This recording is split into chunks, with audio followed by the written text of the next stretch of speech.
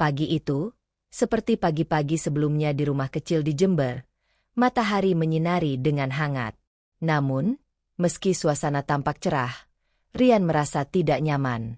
Ia duduk di ruang tamu dengan ponsel di tangan, menatap email yang baru saja masuk dari seorang investor besar. Sebuah peluang bisnis yang menjanjikan keuntungan berlimpah, sesuatu yang sudah lama ia impikan. Namun, ada satu hal yang mengganggu pikirannya. Di ruang makan yang tak jauh dari tempatnya duduk, kedua orang tuanya duduk dengan tenang. Ayahnya, seorang pria berusia 80 tahun, tampak lemah. Rambutnya yang memutih tampak semakin tipis, dan kulitnya yang keriput menceritakan perjalanan panjang kehidupan. Sementara itu, ibunya, meski masih cukup sehat, terlihat lebih sering duduk dengan tenang, menunggu Rian datang. Semua orang tahu bahwa orang tuanya sangat bergantung padanya, dan Rian tahu itu. Sejak Rian memulai usahanya beberapa tahun lalu, kehidupan orang tuanya semakin terpinggirkan. Meski mereka tidak pernah meminta banyak, perhatian kecil yang diberikan kepada mereka terasa menjadi beban bagi Rian. Pekerjaan, ambisi, dan tujuan hidupnya yang besar menjadi prioritas utama. Namun, dalam proses mengejar sukses, ia merasa bahwa orang tuanya hanya menghambatnya. Mungkin, mereka terlalu tua, terlalu lemah, dan tidak mampu memberikan kontribusi apapun lagi dalam hidupnya. Pikiran itu menghantui Rian sepanjang pagi, bahkan saat ibunya datang dengan senyuman lembut dan sebuah piring berisi sarapan. "Rian, sudah makan? Jangan lupa makannya, Nak." Suara lembut ibunya seperti biasa. Rian mengangguk dengan setengah hati, meski pikirannya melayang jauh. Hari-hari yang begitu penuh perhatian dari orang tuanya justru menjadi beban baginya. Mereka yang tak pernah meminta banyak, namun selalu ada untuknya, seakan tak mampu lagi mengimbangi ambisinya yang begitu besar. Sementara itu, ibunya terus meminta perhatian tentang hal-hal kecil. Apakah dia sudah makan dengan cukup? Apakah dia sudah cukup tidur? Dan sebagainya. Baginya, itu bukan masalah yang perlu dipikirkan. Semua itu terasa seperti gangguan yang menghalangi tujuannya untuk sukses. Tak lama setelah itu, Rian menerima telepon dari seorang investor yang menjanjikan peluang besar. "Rian, kita bisa membuat kesepakatan besar. Jika kamu bersedia, bisnis ini bisa mengubah hidupmu," kata suara di ujung telepon. Rian merasa sangat bersemangat. Namun, saat ia meletakkan teleponnya, ia kembali melihat orang tuanya yang sedang berbincang dengan penuh perhatian, mencoba untuk memperhatikannya dengan cara mereka. Kembali, rasa frustrasi itu datang. Rian merasa terperangkap dalam rutinitas yang sama setiap hari. Ibunya yang lembut, ayahnya yang selalu sabar, semuanya terasa seperti beban. Ia ingin bebas dari semua itu, ingin mengejar impian tanpa ada yang menghalanginya. Hari itu, suasana hatinya semakin memuncak. Ketika ibunya mendekat dan menanyakan apakah dia ingin makan siang, Rian merasa sudah tidak bisa lagi menahan amarah yang terpendam. "Kenapa kalian selalu mengganggu hidupku? Kenapa tidak bisa mengurus diri kalian sendiri? Aku sudah bekerja keras untuk kalian, tapi kenapa kalian masih mengharapkan lebih?" Suara Rian bergetar dengan kemarahan yang tak bisa ia tahan lagi. Ibunya terkejut, matanya mulai berkaca-kaca, namun dia tetap diam, mencoba menyembunyikan kesedihan yang begitu jelas. Ayahnya, yang sedang duduk di kursi tua, hanya menghela napas panjang. "Rian, anakku, kita hanya ingin melihatmu bahagia," ujarnya dengan lembut, namun suara itu terdengar begitu berat, seolah-olah ia tahu apa yang akan terjadi selanjutnya. Tetapi Rian tidak mendengarkan. Ia sudah terlalu lelah dengan semua yang terjadi.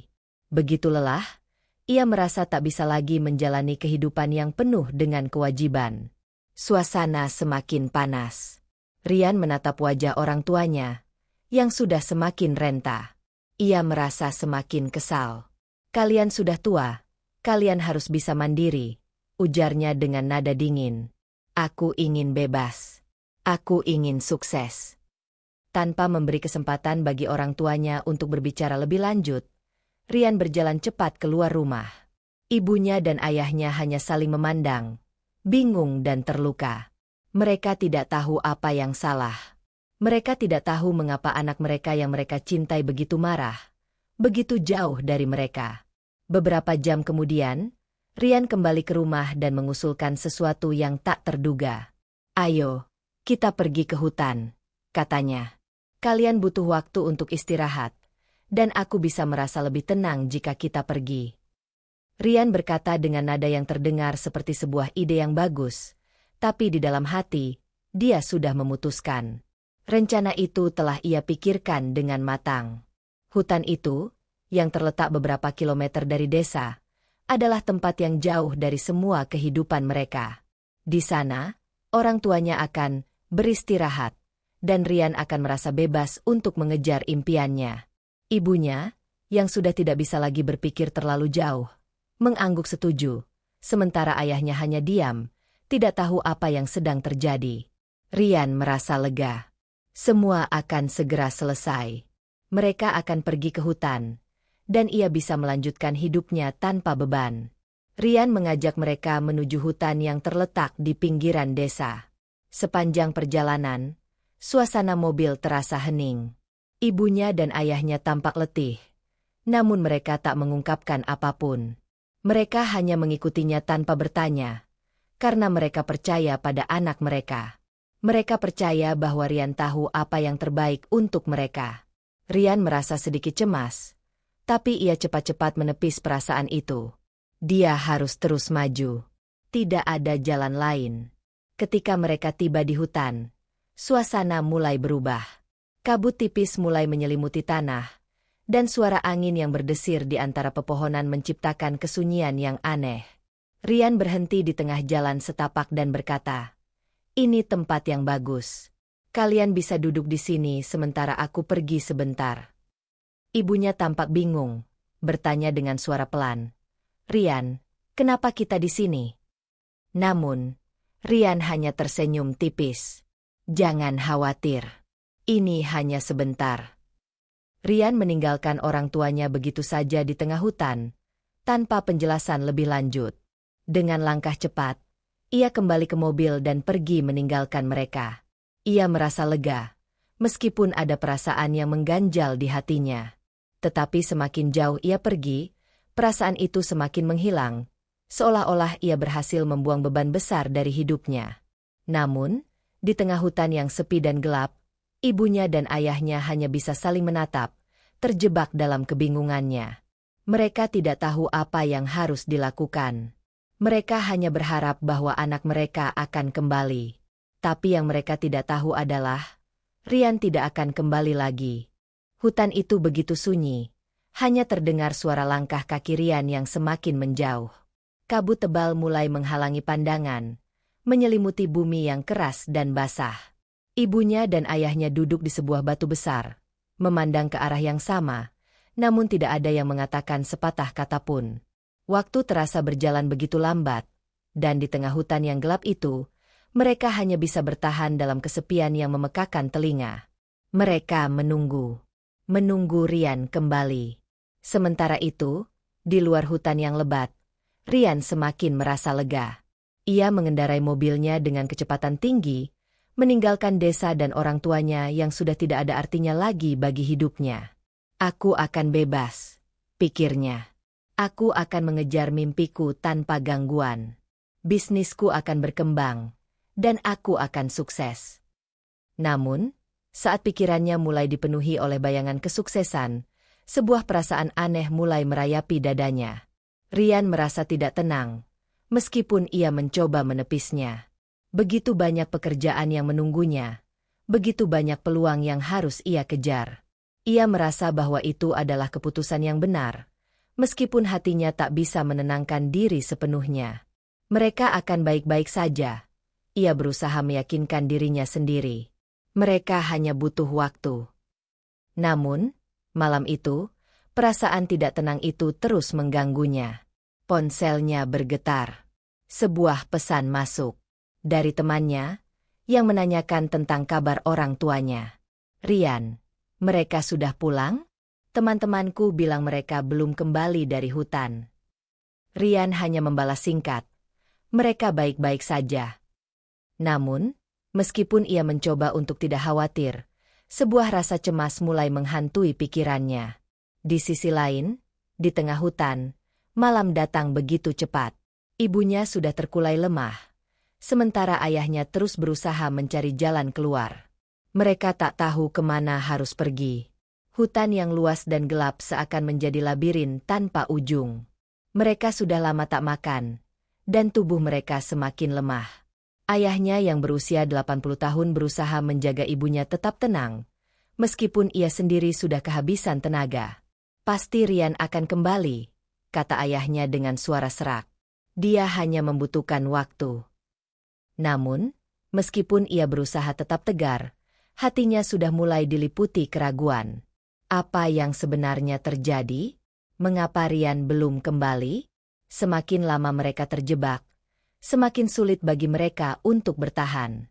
Esok pagi, saat matahari mulai muncul di ufuk timur, mereka masih berada di tempat yang sama. Tubuh ibunya semakin lemah. Mereka sudah tidak bisa lagi berjalan.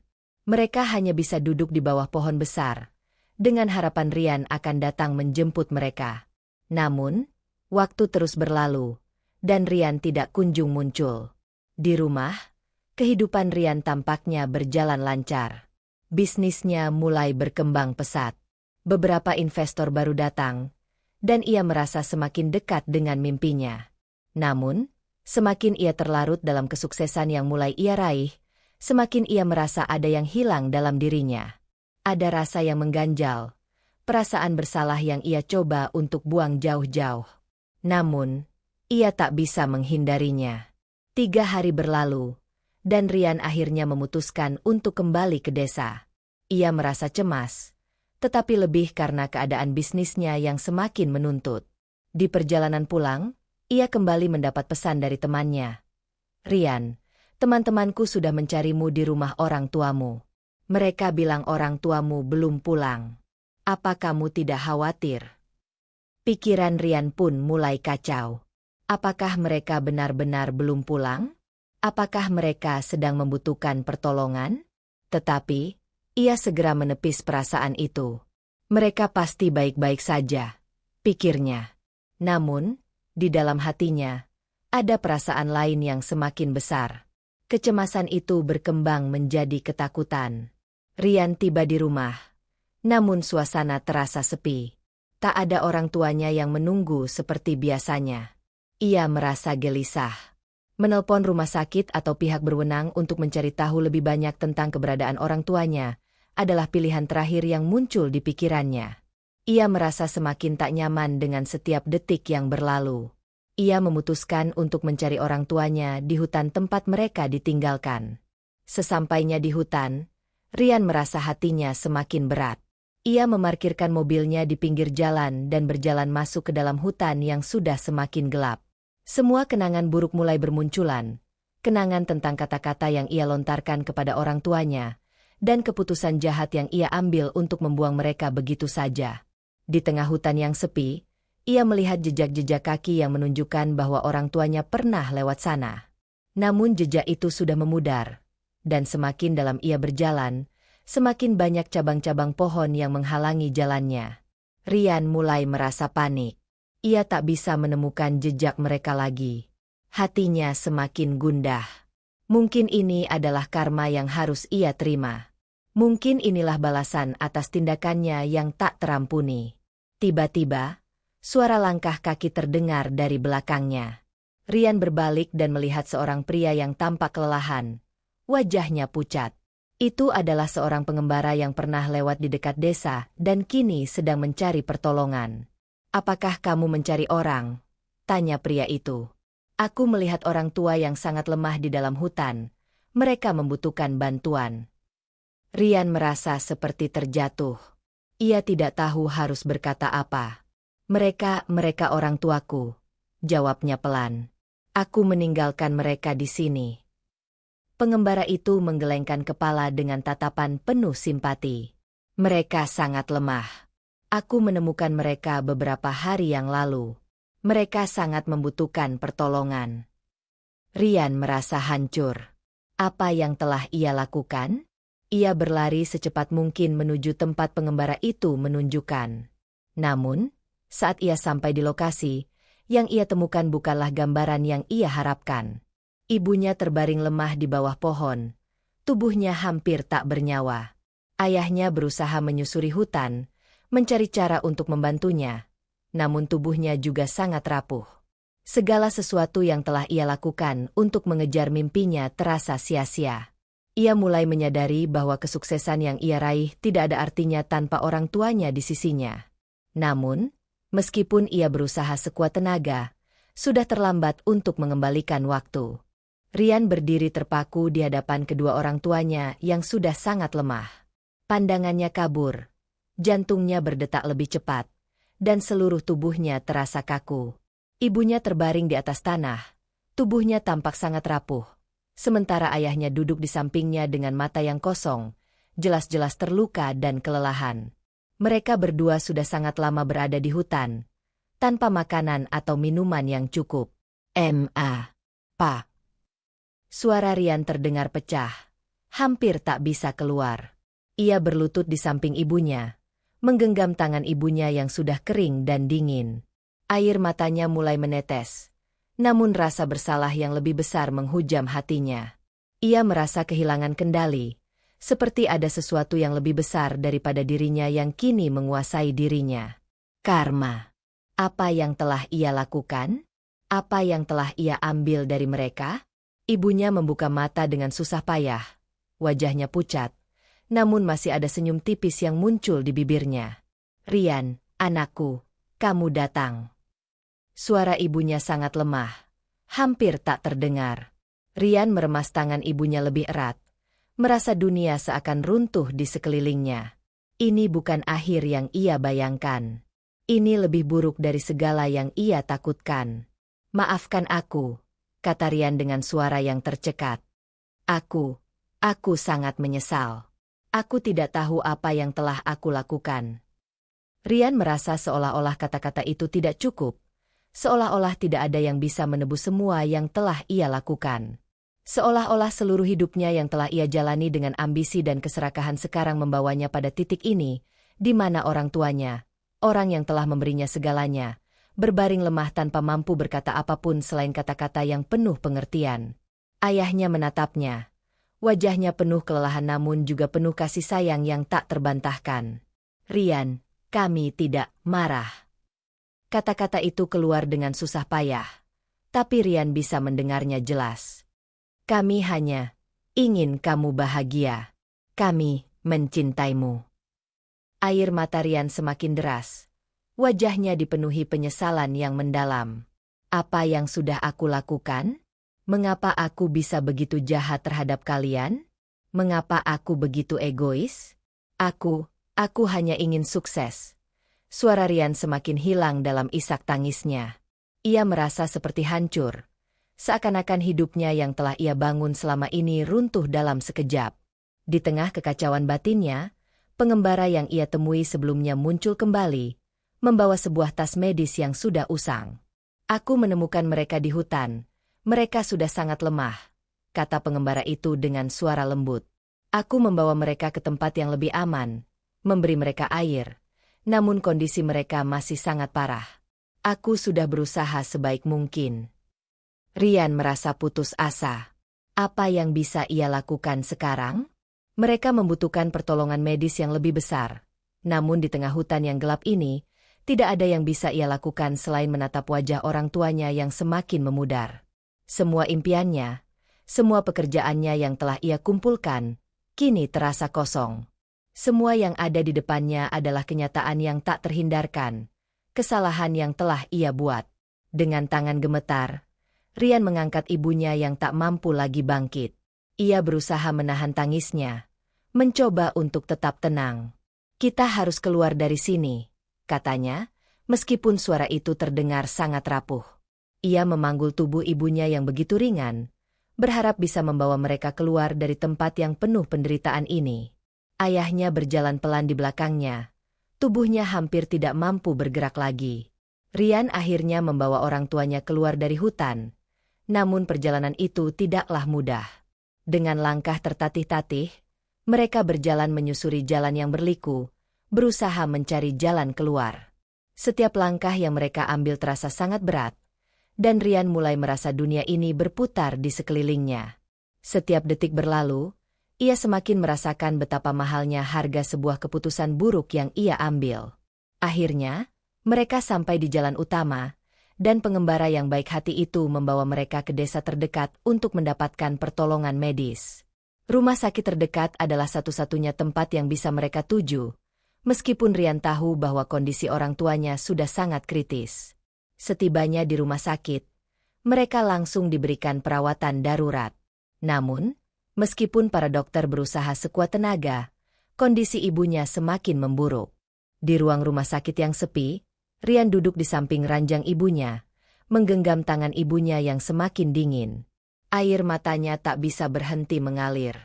Ia menyadari bahwa ia sudah terlambat. Semua upaya yang ia lakukan tidak akan pernah bisa mengembalikan waktu atau memperbaiki semua kerusakan yang telah ia buat. Karma, yang dulu hanya sekadar kata baginya, kini terasa begitu nyata dan kejam.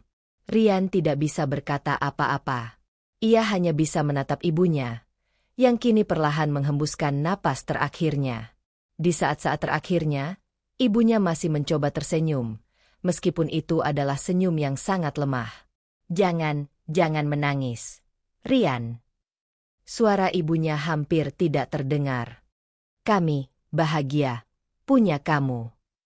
Akhirnya, dengan napas terakhir, ibunya menghembuskan napasnya yang terakhir. Wajahnya yang penuh kasih sayang itu kini tampak begitu damai. Rian merasa dunia seakan runtuh. Dalam sekejap, segala hal yang pernah ia kejar, segala ambisi dan kesuksesan yang ia raih, tak ada artinya lagi. Tidak ada yang lebih berharga daripada orang tuanya yang kini telah tiada. Ayahnya yang masih berada di ranjang sebelah, dengan mata penuh kepedihan, menatap Rian. Anakku, maafkan kami jika kami membuatmu merasa tertekan. Kami hanya ingin yang terbaik untukmu. Rian hanya bisa menangis. Tubuhnya gemetar. Tidak ada yang bisa mengembalikan waktu. Tidak ada yang bisa mengembalikan kasih sayang orang tuanya. Semua yang ia kejar, semua yang ia tinggalkan, tidak lagi berarti. Semua yang tersisa kini hanyalah penyesalan yang tak terhingga. Kepergian ibunya meninggalkan luka yang begitu dalam di hati Rian. Setiap hari yang berlalu setelah itu terasa seperti siksaan yang tiada akhir. Dunia yang dulu dipenuhi dengan ambisi dan kesibukan kini terasa kosong dan sunyi. Semua yang ia lakukan, semua yang ia kejar, terasa seperti kebohongan besar ketika ia kembali memikirkan keputusan yang ia ambil beberapa hari yang lalu. Ketika ia menatap wajah ibunya yang terakhir kali, senyum lembut itu tetap menghantuinya. Setelah pemakaman ibunya, Rian kembali ke rumah. Namun ia tidak bisa merasakan kedamaian yang seharusnya datang setelah sebuah proses perpisahan. Semua kenangan buruk dan penyesalan terus menghantui pikirannya. Ia merasa seperti seorang penjahat yang telah merusak sesuatu yang begitu indah dalam hidupnya. Tindakannya yang kejam terhadap orang tuanya tidak bisa dihapuskan begitu saja. Ayahnya yang masih hidup, meskipun kondisinya sudah sangat lemah, berusaha memberikan perhatian kepada Rian. Namun, Rian merasa bahwa segala sesuatu telah terlambat. "Pak, aku sangat menyesal," kata Rian dengan suara yang penuh isak. "Aku telah merusak semuanya. Aku meninggalkan ibu dan bapak begitu saja. Aku membuat kalian menderita. Aku hanya fokus pada ambisiku, tanpa menyadari bahwa kebahagiaan yang sesungguhnya ada di hadapanku. Aku menyia-nyiakan semuanya." Ayahnya yang masih terbaring di tempat tidur, menatap Rian dengan mata yang penuh kasih sayang. "Rian, kita semua tidak sempurna. Tapi yang terpenting, kita selalu mencoba menjadi yang terbaik. Kami hanya ingin kamu bahagia. Nak, jangan pernah merasa bahwa kamu harus membayar kesalahanmu dengan penderitaanmu sendiri. Ibu sudah memaafkanmu, dan aku juga memaafkanmu. Kamu harus melanjutkan hidupmu dengan penuh kasih sayang dan penyesalan." Namun, meskipun kata-kata itu penuh kebijaksanaan, Rian merasa seperti hidupnya sudah hancur. Semua yang ia miliki kini terasa tidak berarti. Bisnis yang pernah ia banggakan kini telah runtuh. Utang-utang yang menumpuk, serta reputasi buruk yang ia bangun dengan meninggalkan orang tuanya, membuatnya semakin terpuruk. Orang-orang di desa mulai menjauh, dan ia merasa terasing dari dunia yang pernah ia kenal. Tidak ada yang bisa mengembalikan waktunya yang hilang, dan tidak ada yang bisa membawa ibunya kembali. Hari-hari berlalu dengan lambat, dan Rian merasakan setiap detiknya semakin menekan hatinya. Ia merindukan ibu yang dulu selalu ada untuknya, yang selalu memberi perhatian penuh. Ia merindukan ayahnya yang selalu sabar dan bijaksana, yang meskipun sudah tua, masih mampu memberikan rasa aman dan perlindungan. Rian berusaha keras untuk membayar utangnya, mencoba mencari cara untuk memperbaiki keadaan, tetapi setiap langkah yang ia ambil terasa sia-sia. Semakin ia mencoba, semakin ia merasa bahwa dunia tidak memberinya kesempatan lagi. Ia merasa seperti sudah kehilangan segalanya. Pada suatu malam yang gelap, Rian duduk di pinggir jalan, menatap langit yang penuh bintang. Di bawah cahaya redup, ia berpikir tentang apa yang telah ia lakukan. Apa yang benar-benar ia inginkan dalam hidup ini? Apa arti semua kesuksesan dan kekayaan jika akhirnya ia harus membayar dengan kehilangan orang-orang yang paling ia cintai? Dan yang lebih penting, apa yang bisa ia lakukan untuk memperbaiki semuanya? Di tengah kesepian yang mencekam, sebuah suara datang, membawa angin segar yang menenangkan. Itu adalah suara ayahnya. Meskipun ia sudah tiada, namun setiap kata yang diucapkan ayahnya, setiap nasihat yang diberikan, terus bergema di dalam hati Rian. Kita tidak bisa mengubah masa lalu, Nak, tapi kita bisa belajar darinya. Apa yang terjadi bukanlah akhir dari segalanya, tapi sebuah pelajaran. Kamu masih punya waktu untuk memperbaiki dirimu. Cobalah untuk melakukan yang terbaik dengan apa yang tersisa. Rian menyadari bahwa meskipun dunia sekitarnya sudah berubah, ia masih memiliki kesempatan untuk memperbaiki dirinya sendiri. Ia tidak bisa mengubah apa yang telah terjadi, tetapi ia bisa memastikan bahwa ke depan ia tidak akan mengulang kesalahan yang sama. Ia harus terus maju, meskipun jalannya sangat sulit. Dan meskipun tidak ada lagi orang tuanya di dunia ini, Rian tahu bahwa mereka akan selalu ada di dalam hatinya, memberi kekuatan untuk bangkit dari keterpurukan ini. Seiring berjalannya waktu, Rian perlahan mulai bangkit. Ia mulai memperbaiki hubungan dengan orang-orang di sekitarnya, berusaha menjalani hidup dengan penuh rasa tanggung jawab dan kasih sayang.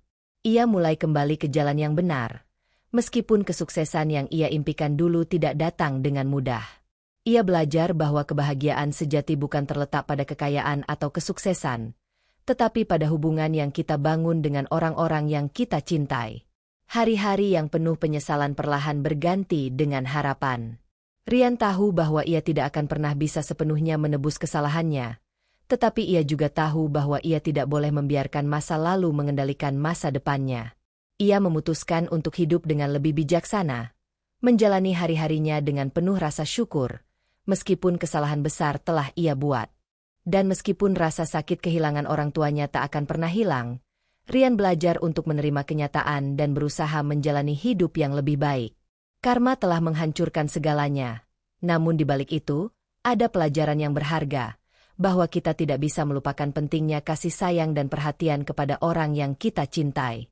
Dalam cerita ini, tindakan Rian yang meninggalkan orang tuanya di hutan sebagai bentuk pelarian dari beban, menggambarkan sikap tidak berterima kasih dan durhaka terhadap orang tua. Padahal, dalam Al-Quran, Allah Subhanahu wa Ta'ala sangat menekankan pentingnya berbakti kepada orang tua, bahkan di saat mereka sudah tua. Surat Al-Isra, pukul 17.23. Dan Tuhanmu telah memerintahkan agar kamu tidak menyembah selain Dia dan hendaklah kamu berbuat baik kepada ibu bapakmu dengan sebaik-baiknya. Jika salah seorang di antara keduanya atau keduanya sampai tua dalam pemeliharaanmu, maka sekali-kali janganlah kamu mengatakan kepada keduanya perkataan, "Ah," dan janganlah kamu membentak keduanya, dan ucapkanlah kepada keduanya perkataan yang mulia. Ayat ini mengajarkan kita untuk memperlakukan orang tua dengan penuh kasih sayang dan menghormati mereka, terutama saat mereka sudah tua. Bahkan, kata, "ah," saja tidak boleh diucapkan kepada mereka, apalagi tindakan yang lebih buruk seperti yang dilakukan oleh Rian.